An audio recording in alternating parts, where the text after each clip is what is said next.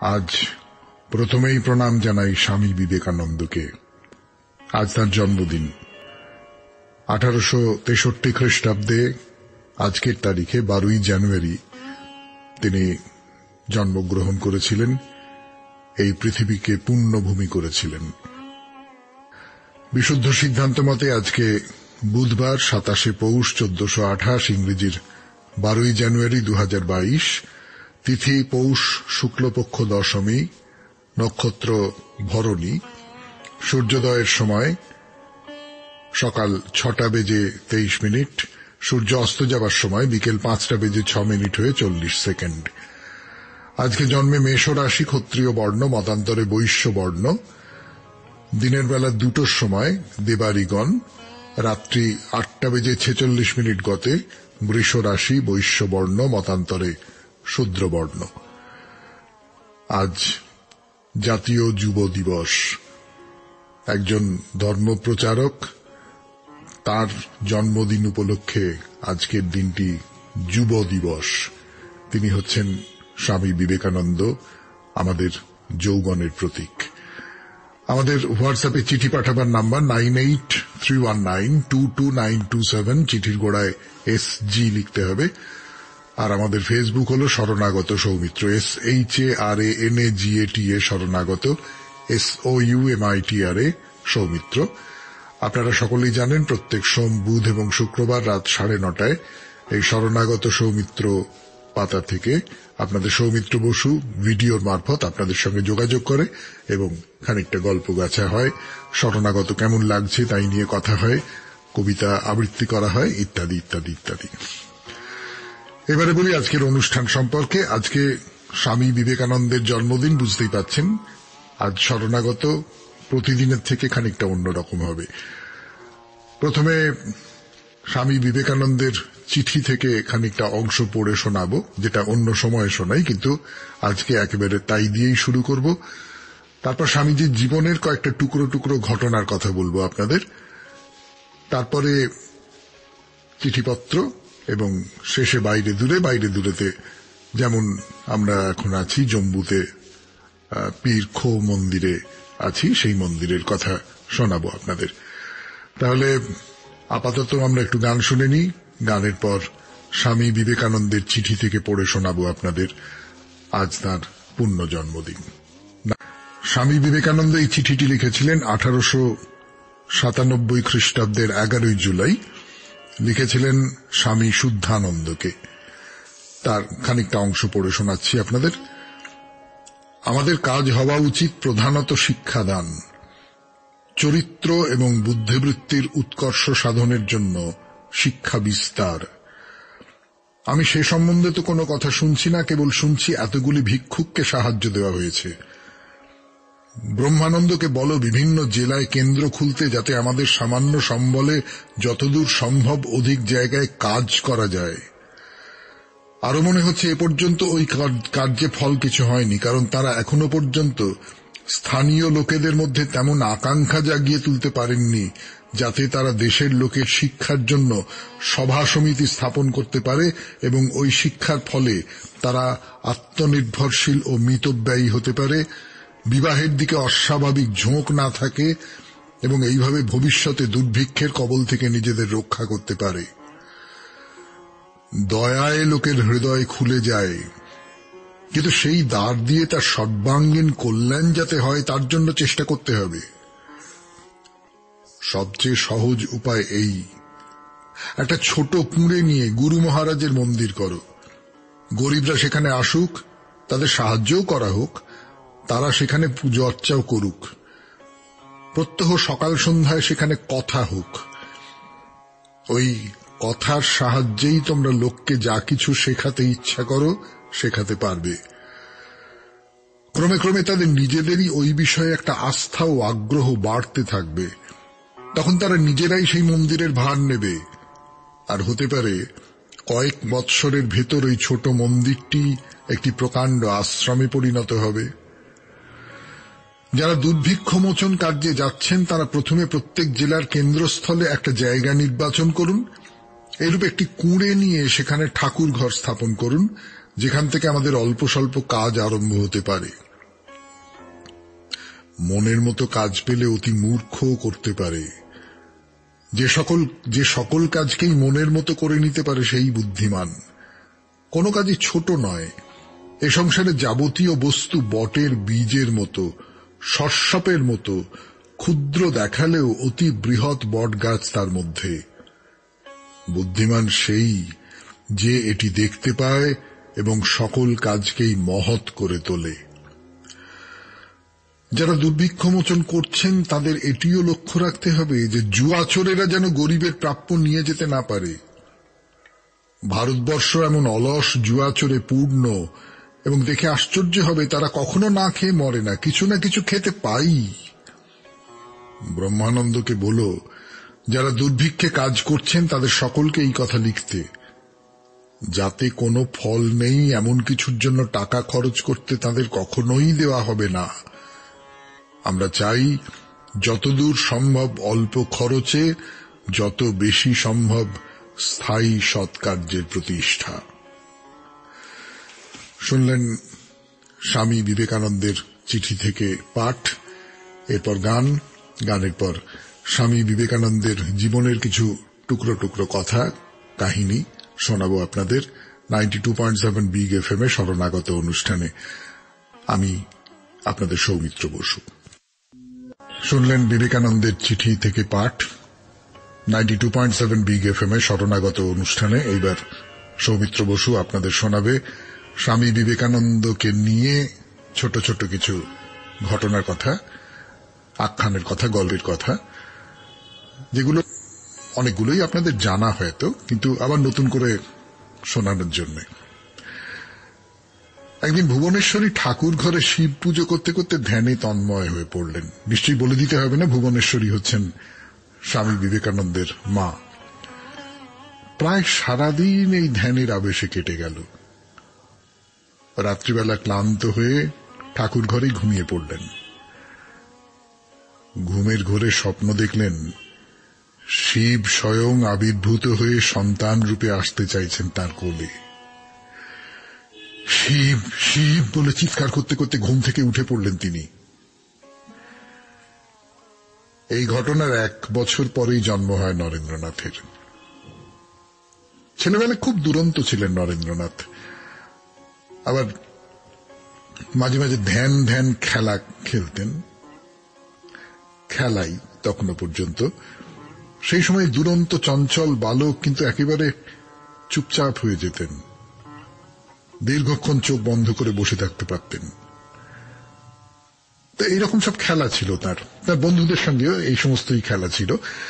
তা একদিন ওই বালক নরেন্দ্রনাথ বিলে তার খেলার সাথীদের সঙ্গে পুজো পুজো খেলছেন। তা একসময় সাধুদের মতো ধ্যান জপের খেলা শুরু হলো। চোখ বন্ধ করে বিলে ধ্যান করতে বসেছে। হঠাৎ অন্য ছেলেরা চোখ পিটপিট করতে করতে দেখে যে একটা গোখরো সাপ এগিয়ে আসছে। তারা তো তক্ষুনি দৌড় দৌড় দৌড়।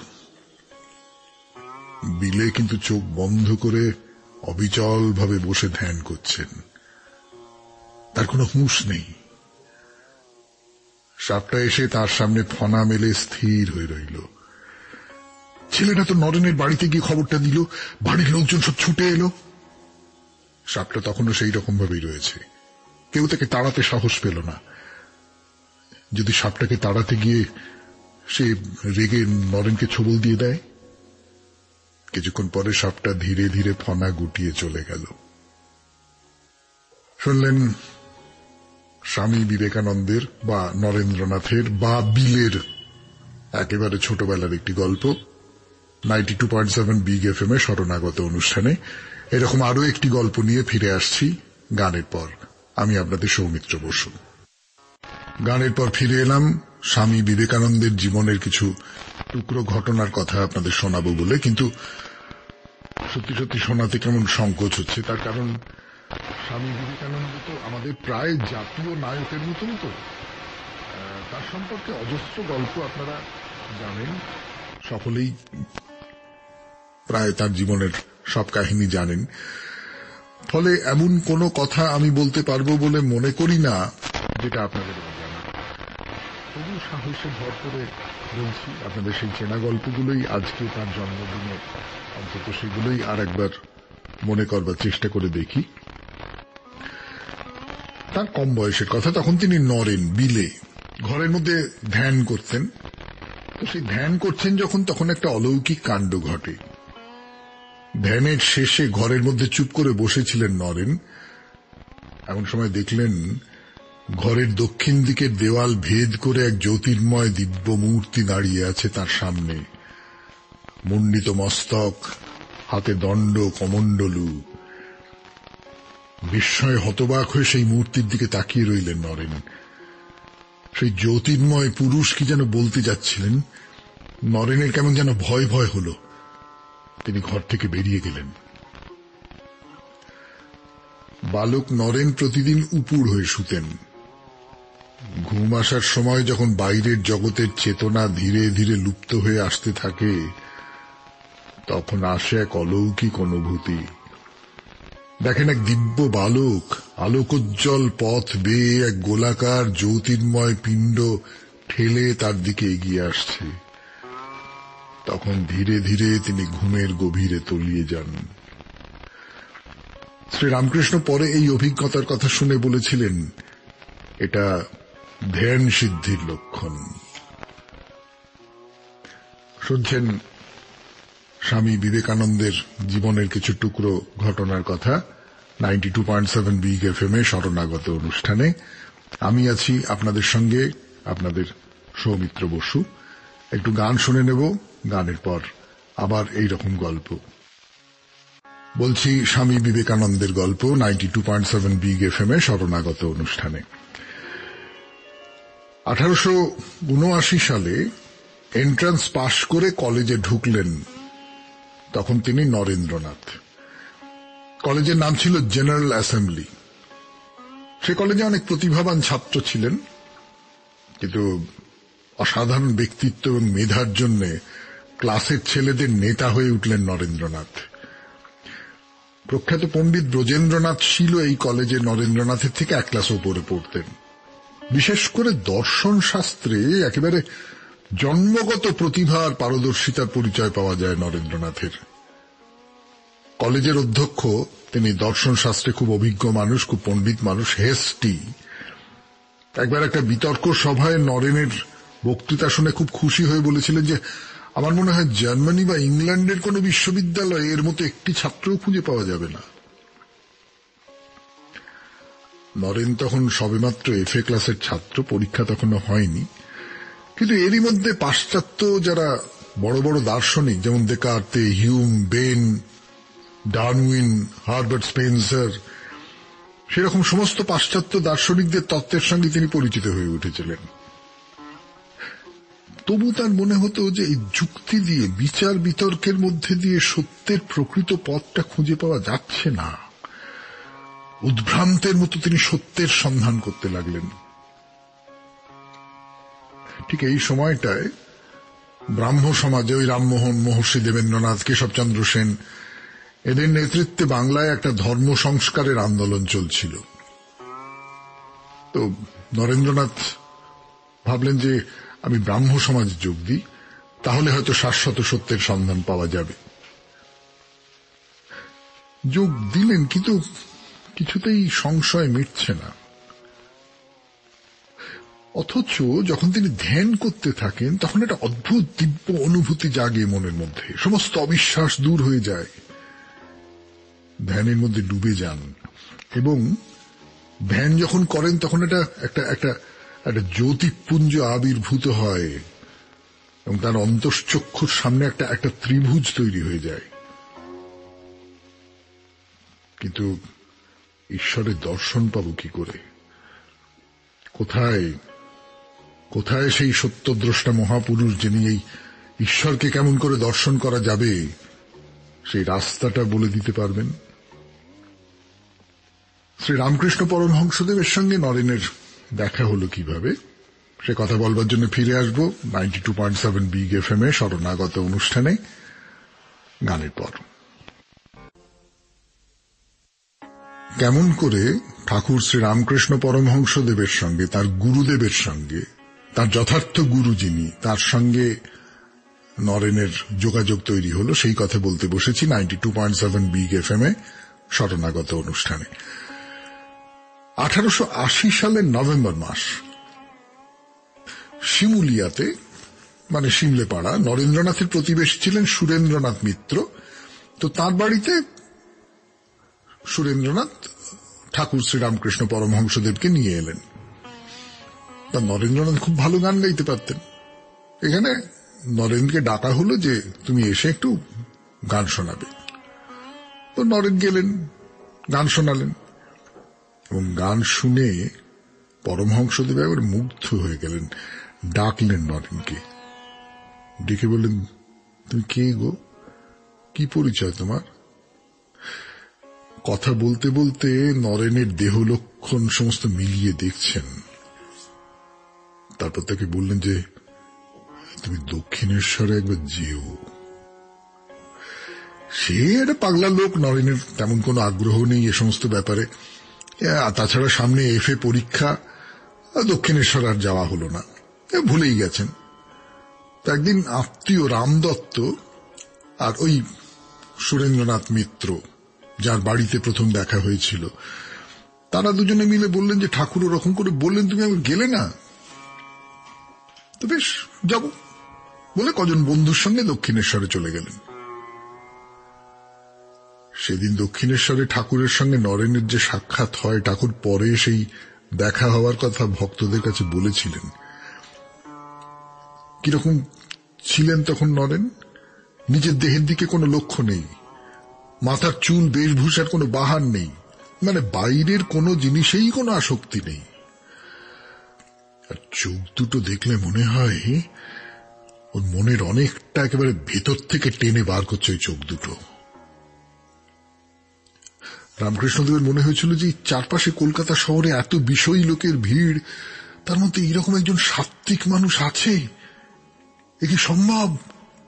ঠাকুর নরেনকে দেখে বললেন যে গান শোনা, গান শোনা, গান শোনা। তো নরেন গাইলেন, মনোচল নিজ নিকেতনে, সংসার বিদেশে, বিদেশির বেশে, ভ্রম কেন অকারণে।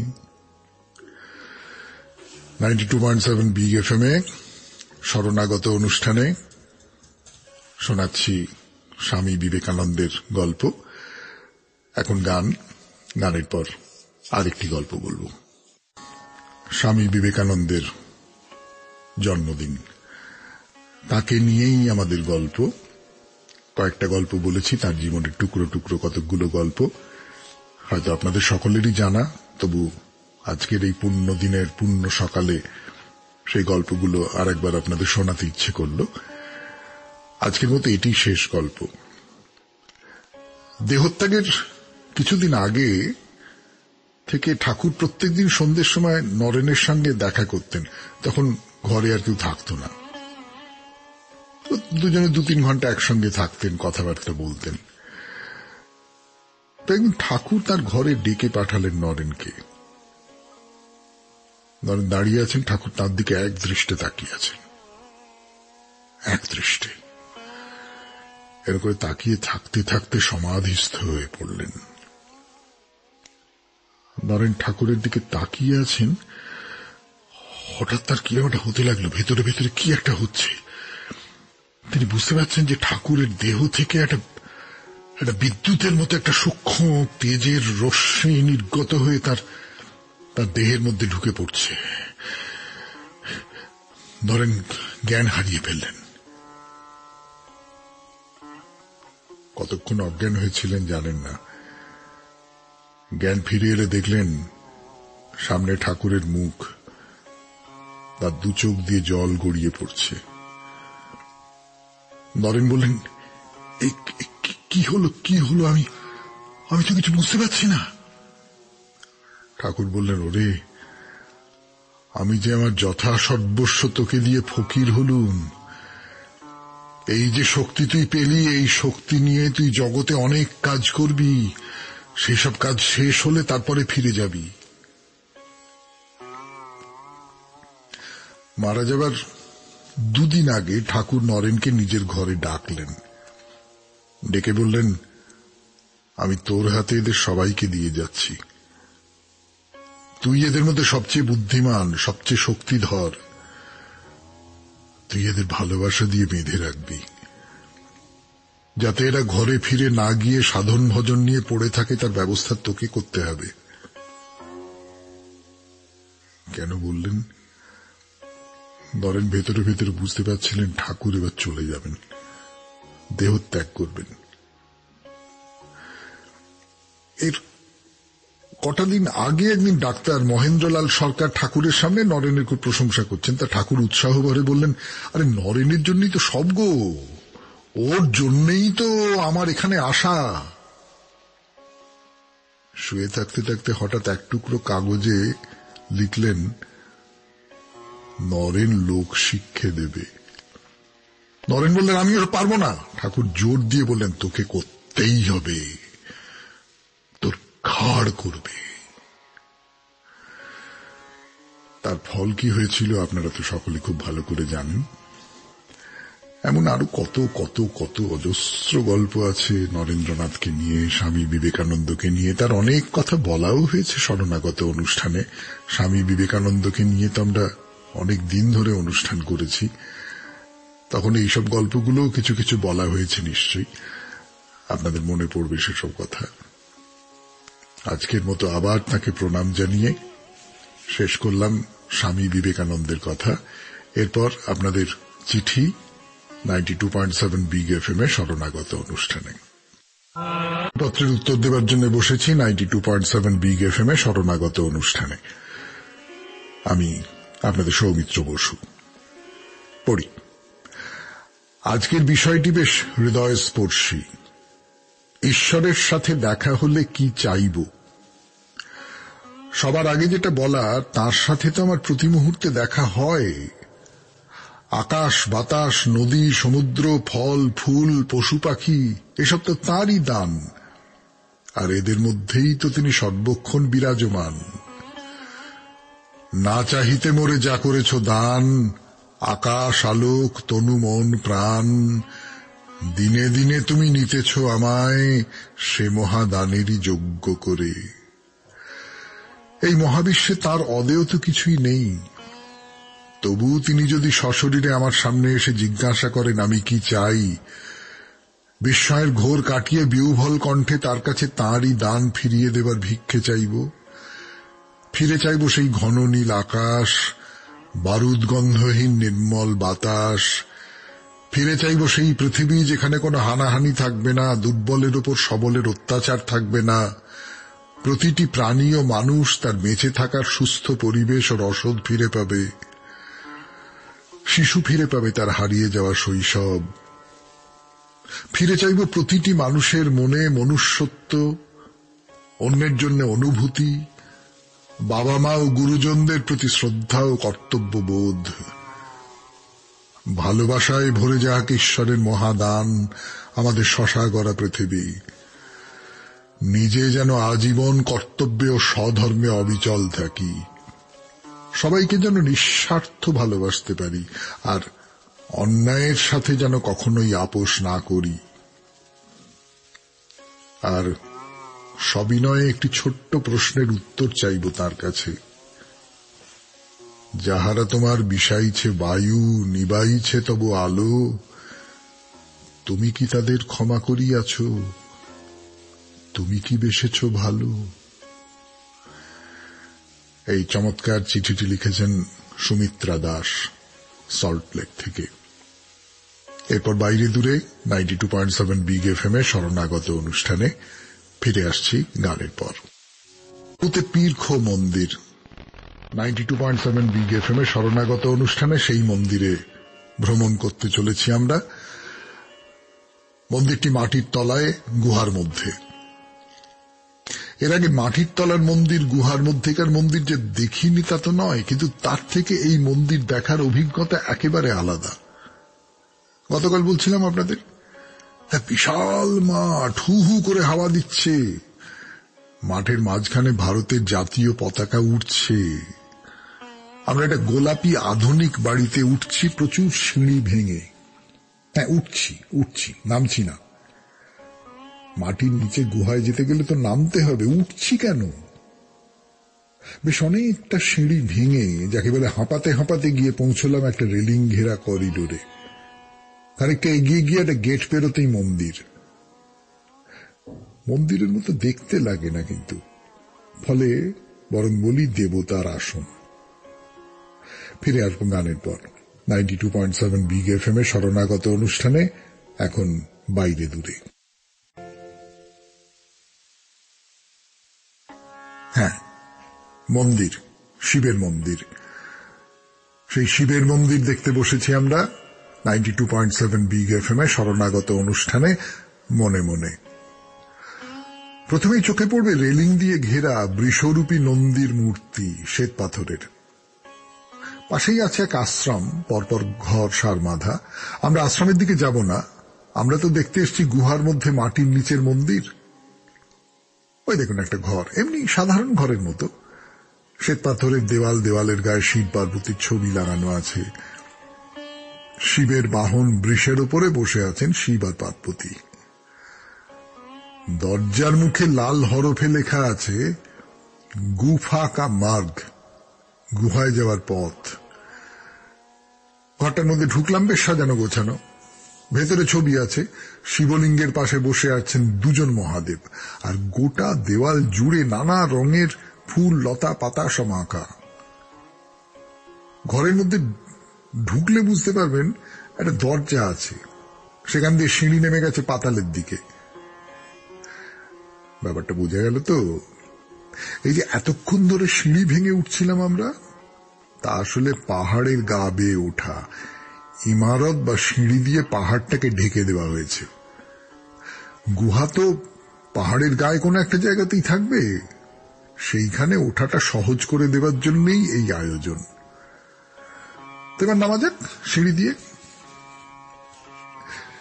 আপনি যে কোনো গুহার মধ্যে ঢুকছেন তা কিন্তু মনেই হবে না। পাহাড়ের কোনো চিহ্ন রাখা হয়নি এখানে, সবটাই ঢেকে দেওয়া হয়েছে। যদি বা কোথাও পাথর বা পাহাড়ের ছাদ ইত্যাদি দেখতে পাওয়া যায়, সেটাকে একবারে লাল, নীল, হলদে, কমলা নানান রকম রং দিয়ে এমন ভাবে ঢেকে দেওয়া হয়েছে যে পাথর বলে চিনতেই অসুবিধে হয়।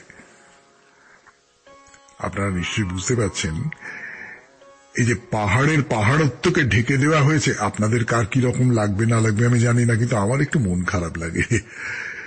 এর থেকে ভালো হতো না যদি গুহাটা গুহার মতোই থাকতো, পাথর পাথরের মতো থাকতো, তার মধ্যে দিয়ে নিচে নেমে যেতাম আমরা। তো যাই হোক, আফসোস করে লাভ নেই। সিঁড়ি দিয়ে নিচে নেমে গেলাম। নিচে নেমে একটা টানেল, ওই কিভাবে বোঝাবো, ধরুন হাওড়া স্টেশনে কি অনেক জায়গায় মাটির তলা দিয়ে রাস্তা থাকে না, সেরকম শহুরে ঝকঝকে, মাঝখানে রেলিং, দুপাশের দেওয়ালে নানান রকম সব ছবি আঁকা। সেই টানেলের শেষে ওই দেখুন বাবা মহেশ্বর। ঘরের মাঝখানে একটা শ্বেত পাথরের বেদি, তার উপরে একটা 4 পাওয়ালা স্টিলের কাঠামো, তার মাঝখানে অবস্থান করছেন লিঙ্গরূপী বাবা মহাদেব। না, খুব বড় আকারের নন। ওই কাঠামোর উপরে ঘট রাখা আছে, সেখান থেকে ফোঁটা ফোঁটা জল ঝরে পড়ছে বাবার মাথার উপরে, ফুলে ফুলে আচ্ছন্ন। এই দেখা হলো মাটির তলায় শিবকে, শিবলিঙ্গকে। এই দেখা দিয়েই শেষ হোক আজকে শরণাগত। আমাদের হোয়াটসঅ্যাপে চিঠি পাঠানোর নাম্বার 9831922927, চিঠির গোড়ায় SG। আর আমাদের ফেসবুক হলো শরণাগত সৌমিত্র, SHARANAGATA শরণাগত, SOUUMITRA সৌমিত্র। তাহলে হে বন্ধু, বিদায়। খুব ভালো থাকবেন, সবাই মিলে আমরা ভালো থাকি। এই যে করোনার উপদ্রব, এটা আস্তে আস্তে দূর হয়ে যাক, সঞ্চিত দূর হয়ে যাবে। আমরা সবাই আবার সুন্দর সুস্থ, ওই সুমিত্রা দেবী যেরকম চিঠিতে লিখেছেন সেই রকমের একটা পৃথিবীতে বাঁচতে পারব। নমস্কার। আজ প্রথমেই প্রণাম জানাই স্বামী বিবেকানন্দকে। আজ তার জন্মদিন। 1863 খ্রিস্টাব্দে আজকের তারিখে 12ই জানুয়ারি তিনি জন্মগ্রহণ করেছিলেন, এই পৃথিবীকে পুণ্যভূমি করেছিলেন। বিশুদ্ধ সিদ্ধান্ত মতে আজকে